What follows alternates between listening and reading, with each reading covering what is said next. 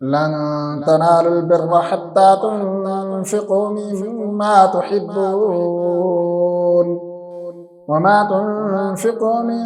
شيء فإن الله به عليم. كل الطعام كان حلا لبني إسرائيل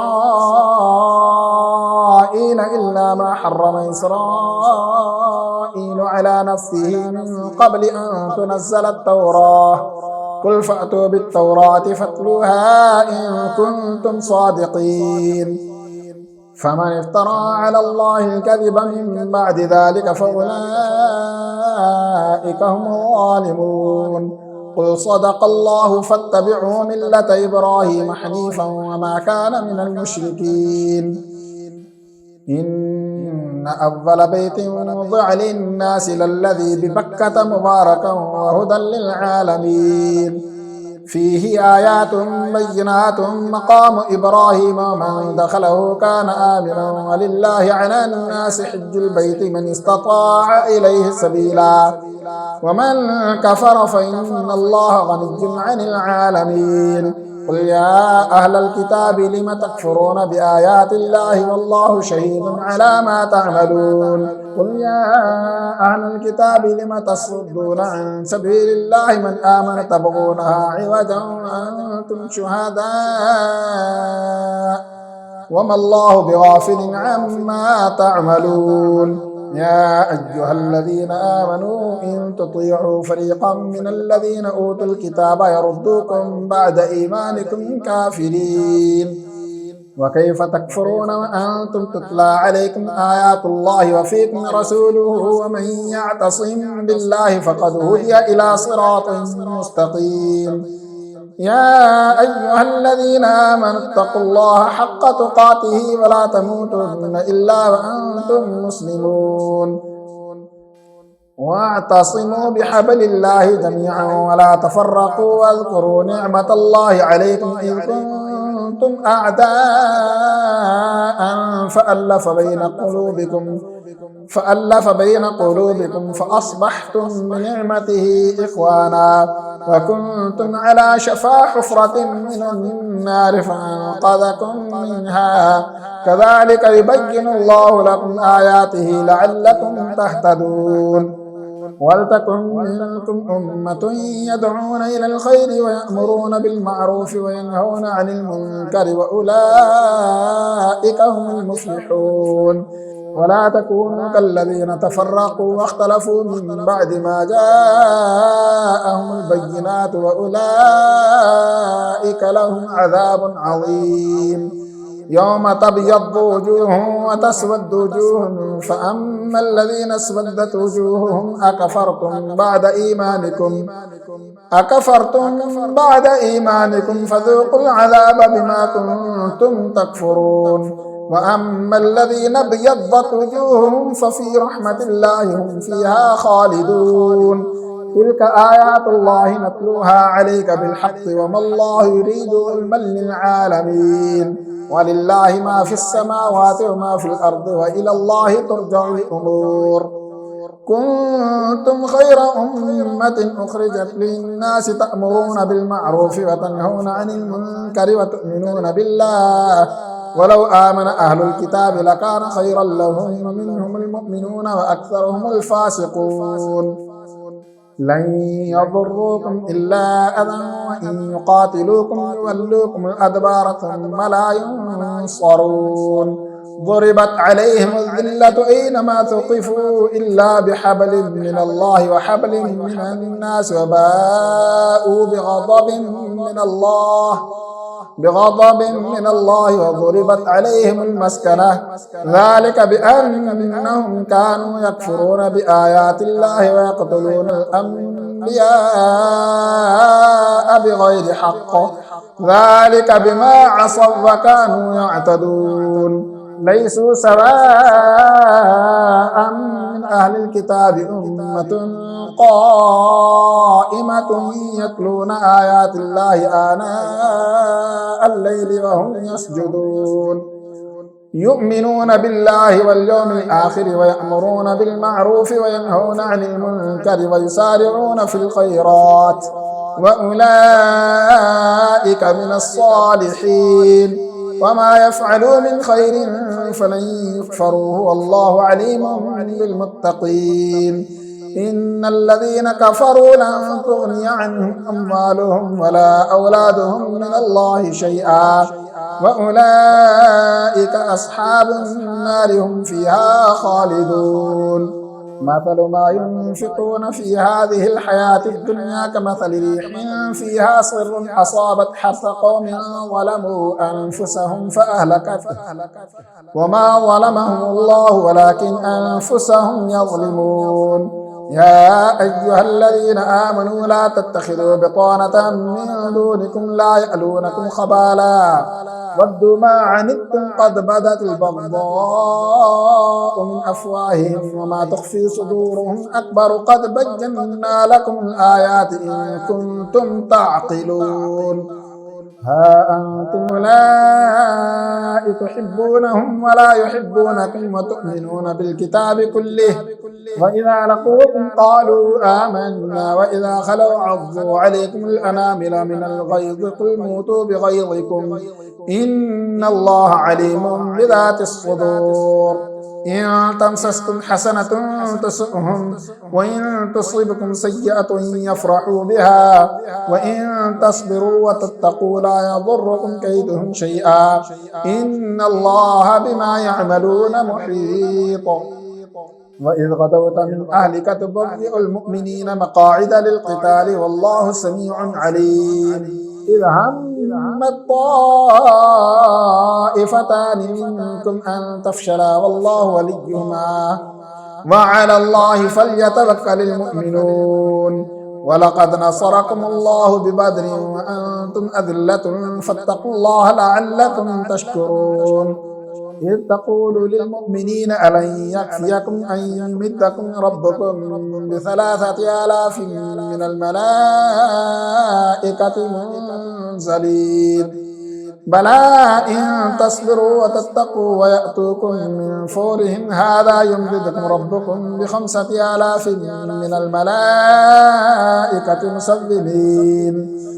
وما جعله الله إلا بشرى لكم ولتطمئن قلوبكم به وما النصر إلا من عند الله العزيز الحكيم ليقطع طرفا من الذين كفروا أو يكبتهم فينقلبوا خائبين ليس لك من الأمر شيء أو يتوب عليهم أو يعذبهم فإنهم ظالمون ولله ما في السماوات وما في الأرض يغفر لمن يشاء ويعذب من يشاء والله غفور رحيم يا أيها الذين آمنوا لا تأكلوا الربا أضعافا مضاعفة واتقوا الله لعلكم تفلحون واتقوا النار التي أعدت للكافرين وأطيعوا الله والرسول لعلكم ترحمون وسارعوا إلى مغفرة من ربكم وجنة عرضها السماوات والأرض أعدت للمتقين الذين ينفقون في السراء والضراء والكاظمين الغيظ والعافين عن الناس والله يحب المحسنين والذين إذا فعلوا فاحشة أو ظلموا أنفسهم ذكروا الله فاستغفروا لذنوبهم ومن يغفر الذنوب إلا الله ولم يصروا على ما فعلوا وهم يعلمون أولئك جزاؤهم مغفرة من ربهم وجنات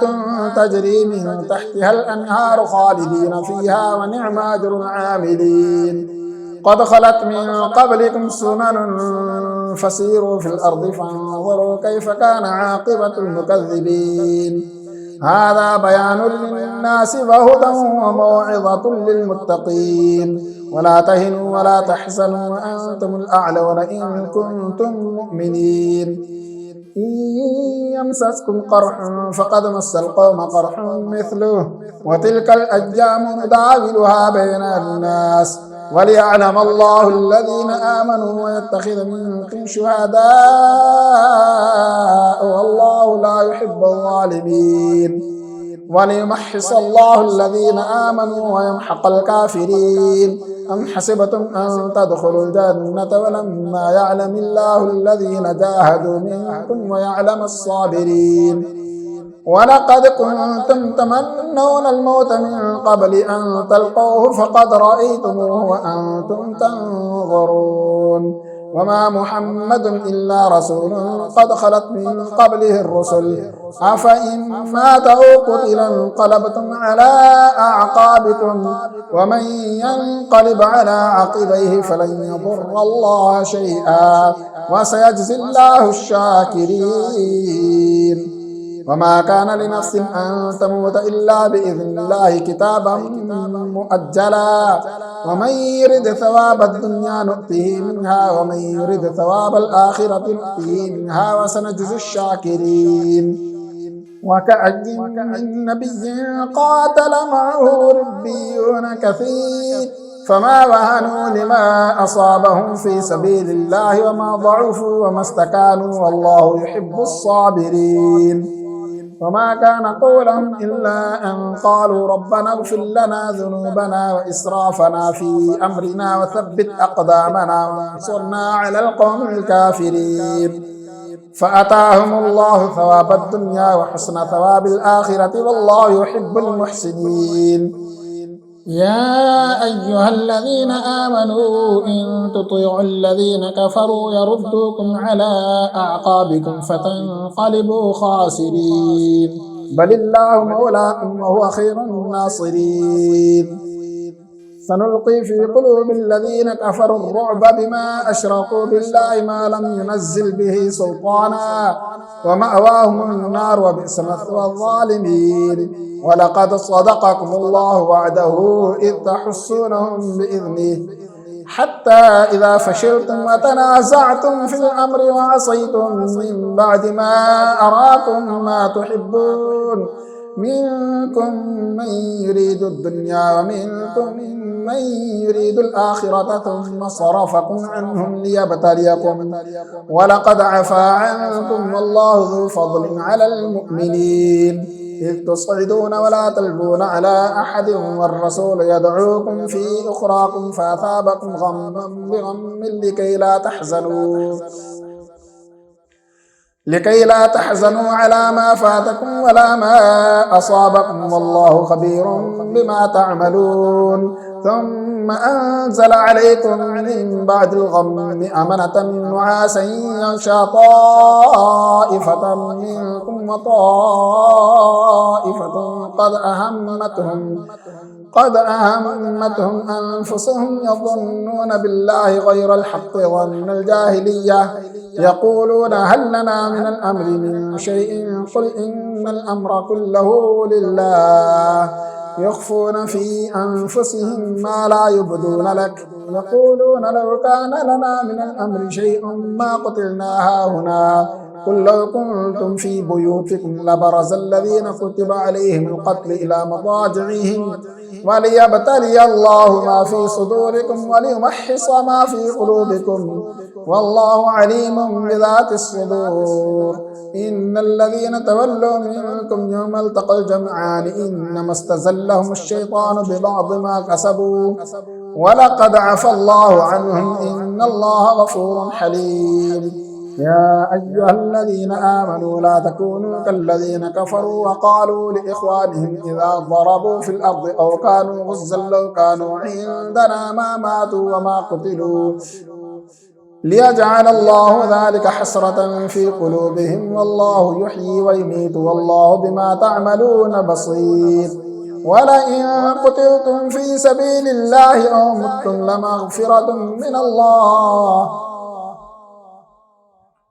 لمغفرة من الله ورحمة خير مما يجمعون ولئن متم أو قتلتم إلى الله تحشرون فبما رحمة من الله لنت لهم ولو كنت فظا غليظ القلب لانفضوا من حولك فاعف عنهم واستغفر لهم وشاورهم في الأمر فإذا عزمت فتوكل على الله إن الله يحب المتوكلين. إن ينصركم الله فلا غالب لكم وإن يخذلكم فمن ذا الذي ينصركم من بعده وعلى الله فليتوكل المؤمنون. وما كان لنبي أن يغل ومن يغل يأت بما غل يوم القيامة ثم توفى كل نفس ما كسبت وهم لا يظلمون. أفمن اتبع رضوان الله كمن باء بسخط من الله ومأواه جهنم وبئس المصير. هم درجات عند الله والله بصير بما يعملون. لقد من الله على المؤمنين إذ بعث فيهم رسولا من أنفسهم يتلو عليهم آياته ويزكيهم ويعلمهم الكتاب والحكمة وإن كانوا من قبل لفي ضلال مبين. أولما أصابتكم مصيبة قد أصبتم مثليها قلتم أن هذا قل هو من عند أنفسكم إن الله على كل شيء قدير. وما أصابكم يوم التقى الجمعان فبإذن الله وليعلم المؤمنين وليعلم الذين نافقوا وقيل لهم تعالوا قاتلوا في سبيل الله أو ادفعوا قالوا لو نعلم قتالا لاتبعناكم هم للكفر يومئذ أقرب منهم للإيمان يقولون بأفواههم ما ليس في قلوبهم والله أعلم بما يكتمون.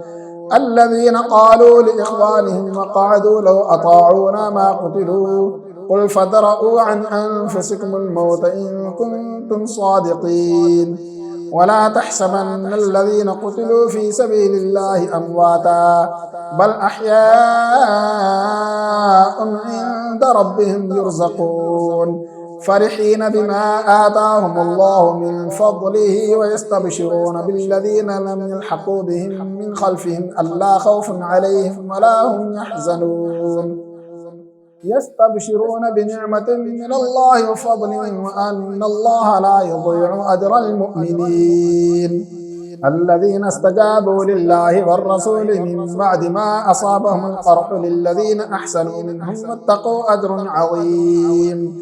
الذين قال لهم الناس إن الناس قد جمعوا لكم فاخشوهم فزادهم إيمانا وقالوا حسبنا الله ونعم الوكيل فانقلبوا بنعمة من الله وفضل لم يمسسهم سوء واتبعوا رضوان الله والله ذو فضل عظيم. إنما ذلكم الشيطان يخوف أولياءه فلا تخافوهم وخافون إن كنتم مؤمنين. ولا يحزنك الذين يسارعون في الكفر إنهم لن يضروا الله شيئا يريد الله ألا يجعل لهم حظا في الآخرة ولهم عذاب عظيم. إن الذين اشتروا الكفر بالإيمان لن يضروا الله شيئا ولهم عذاب أليم. ولا يحسبن الذين كفروا أنما نملي لهم خير لأنفسهم إنما نملي لهم ليزدادوا إثما ولهم عذاب مهين. ما كان الله ليذر المؤمنين على ما أنتم عليه حتى يميز الخبيث من الطيب وما كان الله ليطلعكم على الغيب ولكن الله يجتبي من رسله من يشاء فآمنوا بالله ورسله وإن تؤمنوا وتتقوا فلكم أجر عظيم. ولا يحسبن الذين يبخلون بما آتاهم الله من فضله هو خيرا لهم بل هو شر لهم سيطبقون ما بخلوا به يوم القيامة ولله ميراث السماوات والأرض والله بما تعملون خبير. لقد سمع الله قول الذين قالوا إن الله فقير ونحن أغنياء سنكتب ما قالوا وقتلهم الأنبياء بغير حق ونقول ذوقوا عذاب الحريق ذلك بما قدمت أيديكم وأن الله ليس بظلام للعبيد. الذين قالوا إن الله عهد إلينا ألا نؤمن لرسول حتى يأتينا بقربان تأكله النار. قل قد جاءكم رسل من قبلي بالبينات وبالذي قلتم فلم قتلتموهم إن كنتم صادقين. فإن كذبوك فقد كذب رسل من قبلك جاءوا بالبينات والزبر والكتاب المنير. كل نفس ذائقة الموت وإنما توفون أجوركم يوم القيامة فمن زحزح عن النار وأدخل الجنة فقد فاز وما الحياة الدنيا إلا متاع الغرور. لتبلون في أموالكم وأنفسكم ولا تسمعون من الذين أوتوا الكتاب من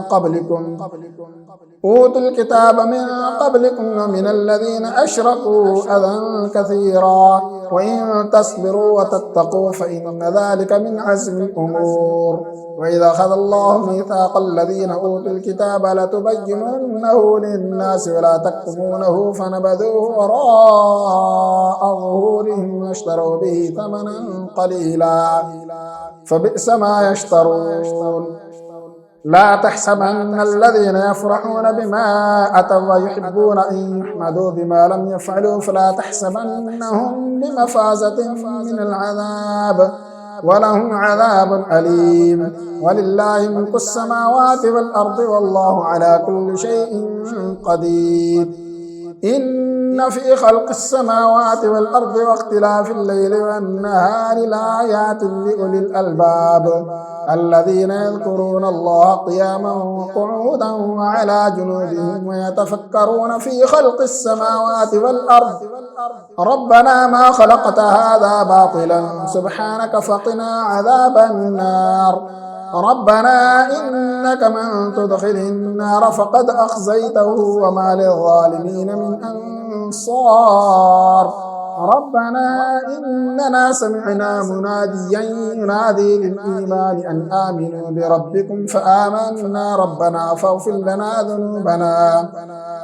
لنا ذنوبنا وكفر عنا سيئاتنا وتوفنا مع الأبرار. ربنا وآتنا ما وعدتنا على رسلك ولا تخزنا يوم القيامة إنك لا تخلف الميعاد. فاستجاب لهم ربهم أني لا أضيع عمل عامل منكم من ذكر أو أنثى بعضكم من بعض. فالذين هاجروا وأخرجوا من ديارهم وأوذوا في سبيلي وقاتلوا وقتلوا لأكفرن عنهم سيئاتهم ولأدخلنهم جنات تجري من تحتها الأنهار ثوابا من عند الله والله عنده حسن الثواب. لا يغرنك تقلب الذين كفروا في البلاد متاع قليل ثم مأواهم جهنم وبئس المهاد. لكن الذين اتقوا ربهم لهم جنات تجري من تحتها الأنهار خالدين فيها نزلا من عند الله وما عند الله خير للأبرار. وإن من أهل الكتاب لمن يؤمن بالله وما أنزل إليكم وما أنزل إليهم خاشعين لله لا يشترون بآيات الله ثمنا قليلا أولئك لهم أجرهم عند ربهم إن الله سريع الحساب. يا أيها الذين آمنوا اصبروا وصابروا ورابطوا واتقوا الله لعلكم تفلحون. سورة النساء مدنية وهي 176 آية و24 ركوعات. بسم الله الرحمن الرحيم. يا أيها الناس اتقوا ربكم الذي خلقكم من نفس واحدة وخلق منها زوجها وبث منهما رجالا كثيرا ونساء واتقوا الله الذي تساءلون به والأرحام إن الله كان عليكم رقيبا وآتوا اليتامى أموالهم ولا تتبدلوا الخبيث بالطيب ولا تأكلوا أموالهم إلى أموالكم إنه كان حوبا كبيرا وإن خفتم ألا تقسطوا في اليتامى فانكحوا ما طاب لكم من النساء مثنى وثلاث ورباع فإن خفتم ألا تعدلوا فواحدة أو ما ملكت أيمانكم ذلك أدنى ألا تعولوا وآتوا النساء صدقاتهن نحلة فإن طبن لكم عن شيء منه نفسا فكلوه هنيئا مريئا ولا تؤتوا السفهاء أموالكم التي جعل الله لكم قياما وارزقوهم فيها واكسوهم وقولوا لهم قولا معروفا وابتلوا اليتامى حتى إذا بلغوا النكاح فإن آنستم منهم رشدا فادفعوا إليهم أموالهم ولا تأكلوها إسرافا وبدارا أن يكبروا ومن كان غنيا فليستعفف ومن كان فقيرا فليأكل بالمعروف فإذا دفعتم إليهم أموالهم فأشهدوا عليهم وكفى بالله حسيبا للرجال نصيب مما ترك الوالدان والأقربون وللنساء نصيب مما ترك الوالدان والأقربون مما قل منه أو كثر نصيبا مفروضا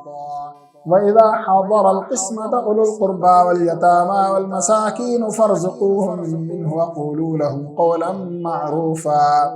وليخشى الذين لو تركوا من خلفهم ذرية ضعافا خافوا عليهم فليتقوا الله وليقولوا قولا سديدا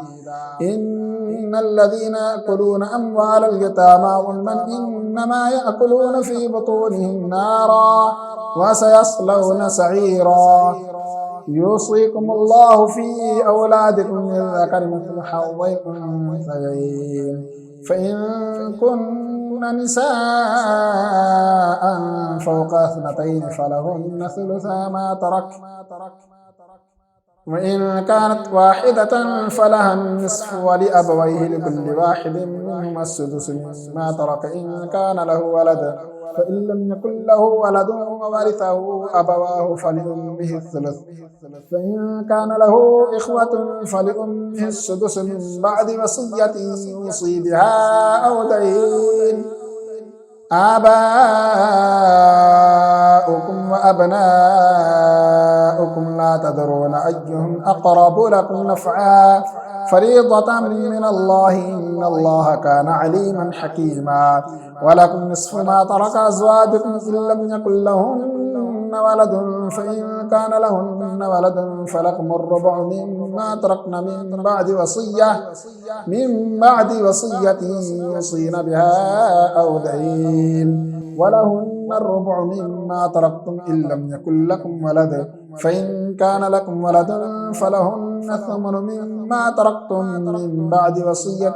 توصون بها أو دين وإن كان رجل يورث كلالة أو امرأة وله أخ أو أخت فلكل واحد منهما السدس فإن كانوا أكثر من ذلك فهم شركاء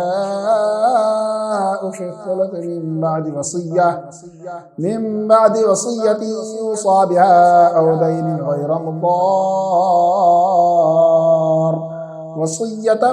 من الله والله عليم حليم تلك حدود الله ومن يطع الله ورسوله يدخله جنات تجري من تحتها الأنهار خالدين فيها وذلك الفوز العظيم ومن يعص الله ورسوله ويتعد حدوده يدخله نارا خالدا فيها وله عذاب مهين واللاتي يأتين الفاحشة من نسائكم فاستشهدوا عليهن 4 منكم فإن شهدوا فأمسكوهن في البيوت حتى يتوفاهن الموت أو يجعل الله لهن سبيلا واللذان يأتيانها منكم فآذوهما فإن تابا وأصلحا فأعرضوا عنهما إن الله كان توابا رحيما. إنما التوبة على الله للذين يعملون السوء بجهالة ثم يتوبون من قريب فأولئك يتوب الله عليهم وكان الله عليما حكيما. وليست التوبة للذين يعملون السيئات حتى إذا حضر أحدهم الموت قال إني تبت الآن، ولا الذين يموتون وهم كفار أولئك أعتدنا لهم عذابا أليما. يا أيها الذين آمنوا لا يحل لكم أن ترثوا النساء كرها ولا تعضلوهن لتذهبوا ببعض ما آتيتموهن إلا أن يأتين بفاحشة مبينة وعاشروهن بالمعروف، فإن كرهتموهن فعسى أن تكرهوا شيئا ويجعل الله فيه خيرا كثيرا. وإن أردتم استبدال زوج مكان زوج وآتيتم إحداهن قنطارا فلا تأخذوا منه شيئا أتأخذونه بهتانا وإثما مبينا. وكيف تأخذونه وقد أفضى بعضكم إلى بعض وأخذن منكم ميثاقا غليظا. ولا تنكحوا ما نكح آباؤكم من النساء إلا ما قد سلف إنه كان فاحشة ومقتا وساء سبيلا. حرمت عليكم أمهاتكم وبناتكم وأخواتكم وعماتكم وخالاتكم وبنات الأخ وبنات الأخت وأمهاتكم اللاتي أرضعنكم وأخواتكم من الرضاعة وأمهات نسائكم وربائبكم اللاتي في حجوركم من نسائكم اللاتي دخلتم بهن، فإن لم تكونوا دخلتم بهن فلا جناح عليكم. وحلائل أبنائكم الذين من أصلابكم وأن تجمعوا بين الأختين إلا ما قد سلف إن الله كان غفورا رحيما. صدق الله العظيم.